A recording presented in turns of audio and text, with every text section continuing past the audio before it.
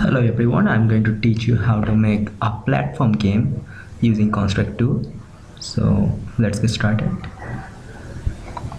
First of all, what I will do is that I will just decrease the layout size just for now for the tutorial purpose. Just take the window size and then just copy paste it. Alright, I just press Ctrl and the scroll down button of the mouse, not the just the wheel, to get the full view of the layout. Now what I will do is that I will double click over here and then create a new sprite. This will be a player. Let's say our player will be blue in color. These are just the placeholder. The final game, in the final game we will be having a proper sprite or something like that, but this is just for the tutorial purpose, and these are just placeholder. I'm creating this is a player, so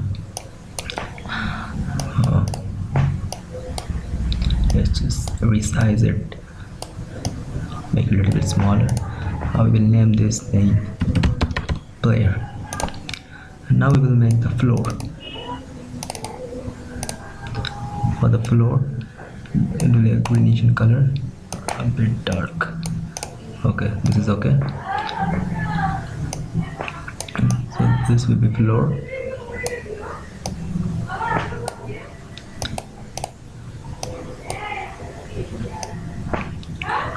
Alright, now what you will do is that we will go to this behavior. We have got this player selected and also floor. I will rename it. Alright, so we will select this player and then we will go to behavior. In the behavior we will add this behavior called platform. Alright, so this is some cool features of Construct 2, that you can actually add behavior instead of coding it yourself, instead of making the algorithms yourself. You can actually have some inbuilt behavior and you can add them to your objects. So this actually makes the development much faster. So this is really cool. Alright, so we will select this floor now, the behavior, and we will make it a solid behavior. Alright, so this platform and solid, this combination works pretty nicely. So I will just show you. Just run this layout.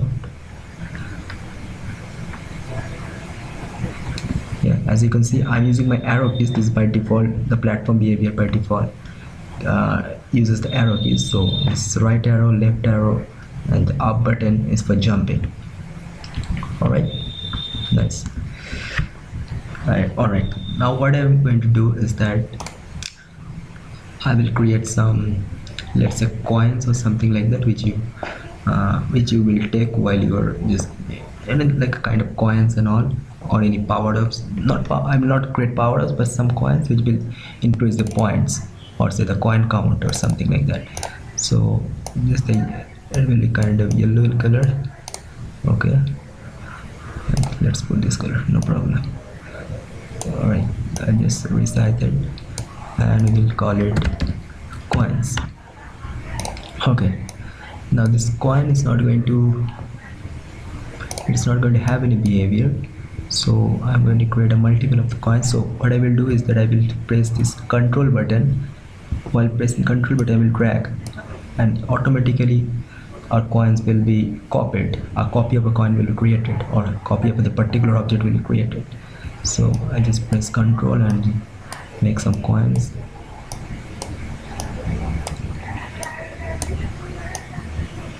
Alright, I think this coin, I don't know if the player can actually jump that high. We can actually control those things like jumping strength, jump strength, and all those steps over here. So I'm not messing around with these things now for the sake of this tutorial.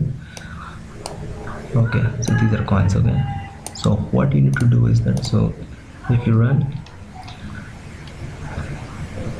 you see nothing happens. Even if I touch the coin, nothing happens. Another thing I would like to do is that I will select this player and then go right click, go to Z order and go to send to top of player, so that it is in the top of everything. So previously the coins are actually coming in front of the player, so now as you can see the coins are behind the player. So what I will do is that now we have to create an event. Now basically we have to now, well, as you say, code, but we do not have to write code. We do not actually have to write the codes, but we will write the algorithms, and you will actually see what I'm talking about. Alright, so what we will do is that we will go to, because we want the coins to disappear when our player touches the coin. Alright, so we will add one event, then player is on collision with another object. So basically when it collides with the coin, so if it is in collision with, here we will select the object which it is colliding with, is coin, and done. So when the player is on collision with another object, so when the player is on collision with the coin, what will happen? I want the coin to destroy. And if you do not find the particular item over here or particular function over here, just type over here in the search box and you will get it. So I want to destroy, so it's destroy. Now what you will see is that it should get destroyed. Yes, as you can see, these are getting destroyed. And now when the player touches it, cool. Now I want to add a scoring system. Like I want to count how many coins my player has collected.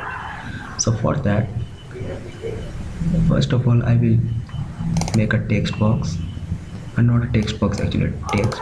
This will display the score. Let's score display.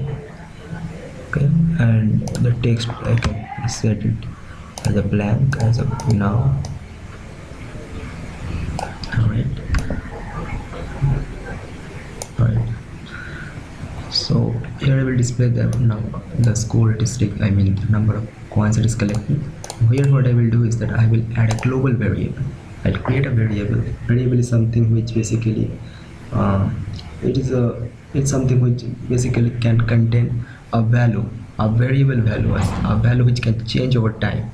So what I will do, I will name a variable name as coin, because it will hold the number of coins it will collect. You can name it anything you want. It should be a number type and the initial value is 0. Oops, sorry, I just cancelled it. Anyway, so coin, or rather I will add one is the coin 0. Alright, so global variable is added. What it will do is that when it collides with the coin will get destroyed. Also I want it 1 and my coin, the number of coin will increase, so add to coins 1. Alright, so when my player collides with the coin, first of all the coin will get destroyed, then 1 is going to be added in the global variable coins. But now you need to also display this global variable, because otherwise the player won't be able to understand that whether how many coins you have collected. So what you will do is that this event, every tick is basically, it happens every 60 times a second. It depends upon the frame rate of your monitor. So it happens 60 times a second, basically for 60 fps monitor. So for every tick I want my text box to display something, and what it will display, I will display the set text. So, and what text I want to display, I want to display coins. This is exactly whatever I will write inside the code, the exact thing will be printed out. I'll give a space and then this ampersand sign, this is and, this will basically concatenate two stuffs. Alright, so coins, and here I will display this coins. That this coin, this is a title. Alright, I mean this exactly the same thing will display, and this, or actually I will change it, you know what, so that you guys do not get confused. So coins collected, So this is exactly this thing printed, and then coins collected is coin. So basically this will print coins collected, and the coins is the variable. So whatever the variable value it is, if it is 0, then it will say 0. If it is 1, it will say 1. You will see what I am talking about. Let's say, see, coins collected is 0. Now when I collect a coin, it increases to 1. So another coin, it keeps on increasing. Alright, so that's it for this tutorial. In the next tutorial I will be adding enemies.